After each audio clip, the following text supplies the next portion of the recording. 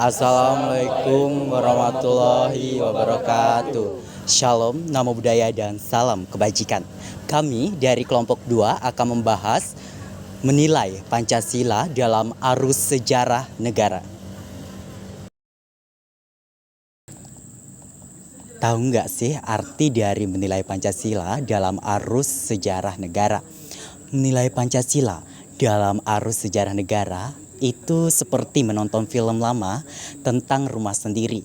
Kita ingin tahu bagaimana rumah atau negara ini dibangun, apa saja tantangannya, dan apakah fondasinya yaitu Pancasila masih kuat dan masih relevan dengan perkembangan zaman saat ini.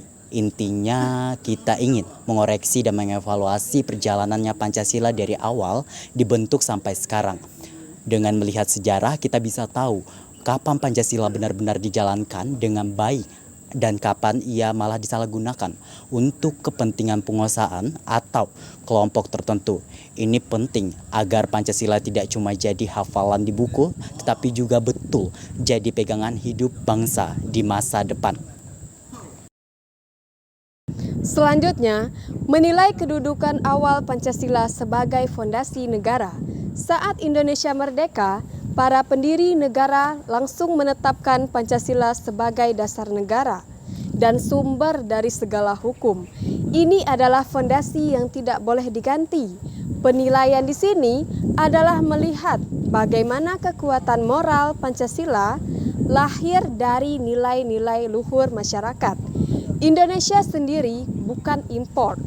Kita menilai apakah masyarakat dan pemimpin di awal kemerdekaan benar-benar menghargai dan melindungi kedudukan sakral Pancasila ini, terutama saat terjadi perdebatan ideologi besar setelah proklamasi.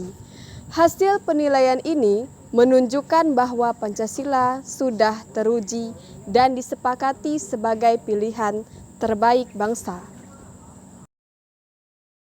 Yang ketiga yaitu mengkaji praktik Pancasila di masa pemerintahan berbeda. Penerapan Pancasila itu tidak selalu mulus, malah berubah-ubah, tergantung siapa yang memimpin atau rezim. Kita perlu menilai dinamika ini. Lalu yang pertama yaitu ada masa Orde Lama atau eranya Soekarno. Pancasila diperkuat sebagai ideologi pemersatu, namun ada upaya memasukkannya ke dalam konsep Nasakom. Nasakom itu yaitu nasionalis agama komunis yang kontroversial. Lalu selanjutnya ada masa Orde Baru, yaitu masa di saat Presiden Soeharto memimpin. Jadi pada masa ini Pancasila dijadikan asas tunggal atau satu-satunya asas bagi organisasi manapun. Ini bagus untuk persatuan, tapi sayangnya Pancasila sering dijadikan alat untuk menekan lawan politik dan membenarkan kekuasaan yang otoriter.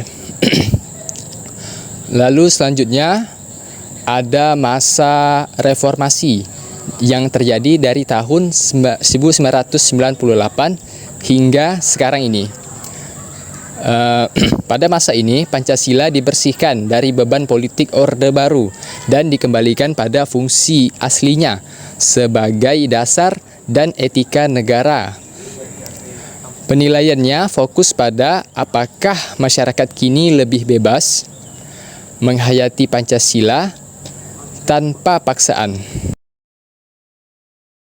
Selanjutnya, evaluasi penyalahgunaan dan ancaman terhadap Pancasila. Dalam sejarah, ada kalanya Pancasila disandera untuk kepentingan politik. Kita perlu menilai penyimpangan-penyimpangan ini. Misalnya, saat Pancasila diidentikan dengan suatu partai atau suatu pemimpin, sehingga masyarakat takut mengkritik kebijakan yang tidak sesuai dengan Pancasila. Kita juga perlu menilai bagaimana Pancasila menghadapi ancaman nyata dari gerakan separtis dan ideologi ekstrim, baik yang berbasis politik maupun agama, yang ingin mengganti atau merusak nilai-nilai Pancasila. Penilaian ini penting untuk selalu waspada dan menjaga kemurnian Pancasila. Selanjutnya, meninjau ketahanan Pancasila sebagai perekat persatuan. Pancasila lahir untuk menyatukan keberagaman. Pembahasan ini menilai seberapa efektif Pancasila menjalankan perannya sebagai perekat di tengah masyarakat yang punya banyak suku, agama, dan budaya. Kita lihat apakah sila persatuan Indonesia benar-benar berhasil meredam konflik SARA atau apakah kasus-kasus intoleransi dan perpecahan menunjukkan bahwa penghayatan sila ini masih lemah. Jika Pancasila kuat, maka segala perbedaan akan dianggap sebagai kekayaan bangsa, bukan alasan untuk bertengkar. Lalu yang keenam, refleksi kegagalan mewujudkan keadilan sosial. Salah satu sila terpenting adalah keadilan sosial bagi seluruh rakyat Indonesia. Pembahasan ini menilai secara jujur apakah cita-cita keadilan ini sudah terwujud. Kita melihat data mengenai kesenjangan kekayaan antara yang kaya dan miskin. Masalah korupsi yang merusak keadilan, serta pemerataan pembangunan di seluruh wilayah Indonesia. Ketika keadilan tidak merata, artinya Pancasila belum dijalankan dengan baik. Penilaian ini berfungsi sebagai kritik pedas bagi pemerintah dan seluruh bangsa. Selanjutnya, memastikan Pancasila tetap hidup dan relevan atau aktualisasi. Setelah melihat sejarah, kelemahan, dan kekuatan Pancasila, penutupnya adalah menentukan langkah ke depan. Kita perlu menilai bagaimana cara terbaik agar Pancasila tidak mati di tengah gempuran teknologi dan budaya asing. Ini berarti kita harus menemukan cara-cara kreatif dan modern untuk mengaktualisasikan nilai-nilai Pancasila. Misalnya, dengan menggunakan etika Pancasila sebagai filter untuk media sosial, atau menjadikan musyawarah sebagai budaya dalam kehidupan sehari-hari, bukan hanya di gedung parlemen. Tujuannya adalah membuat Pancasila menjadi pegangan hidup wajar dan relevan bagi anak muda di abad ke-21.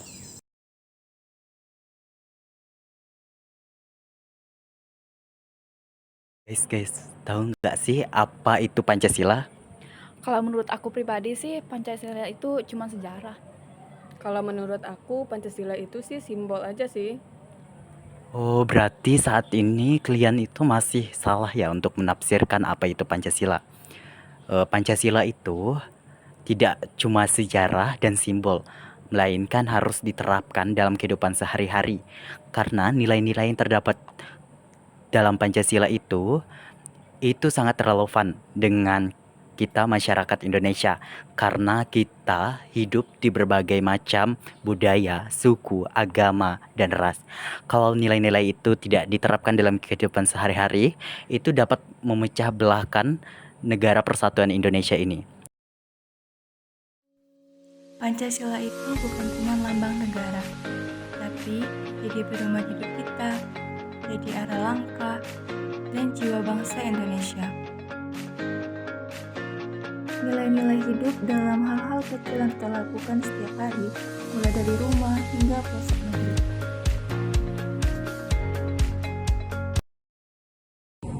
Berikut contoh-contoh penerapan nilai-nilai Pancasila dalam kehidupan sehari-hari.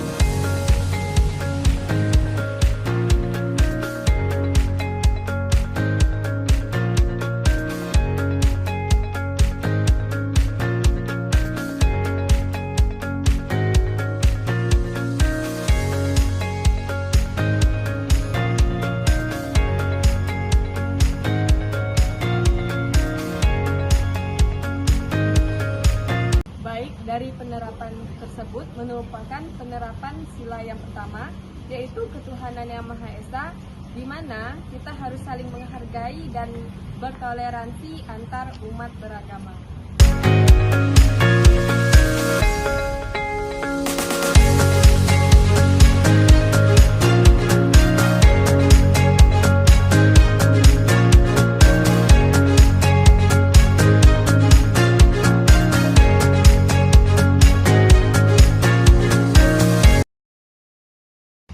Adegan tersebut merupakan penerapan nilai sila kedua, yaitu kemanusiaan, di mana kita sebagai manusia harus saling tolong menolong.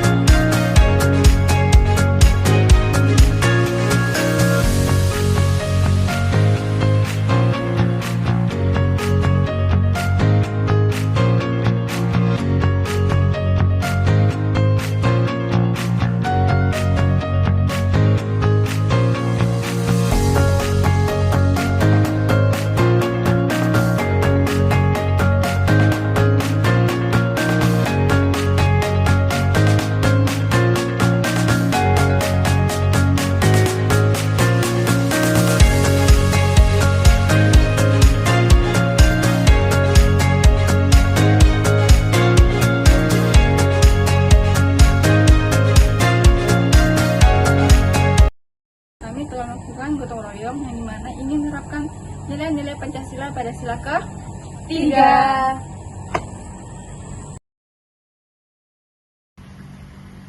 Oh ya teman-teman, kali ini pertemuan ini kita akan membahas tugas kelompok kita yaitu membuat mading. Di mana mading ini dalam pembuatan mading ini kita ada 3 tema. Yang pertama itu ada pendidikan berkualitas, yang kedua ada kesetaraan gender, yang ketiga ada kesenjangan sosial. Nah, menurut teman-teman, tema yang berapa yang paling bagus? Kalau menurut aku sih tema 1 cocok ya. Enggak lah, tema 2 aja lebih bagus karena membahas tentang kesetaraan gender. Nggak seharusnya dipotong gitulah.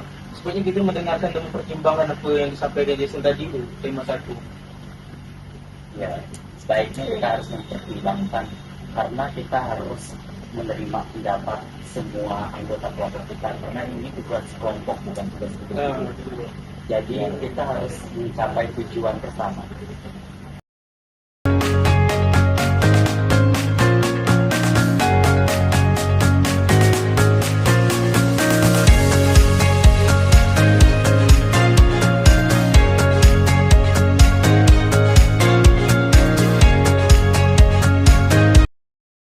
Jadi adegan tersebut merupakan penerapan dari sila keempat, yaitu musyawarah.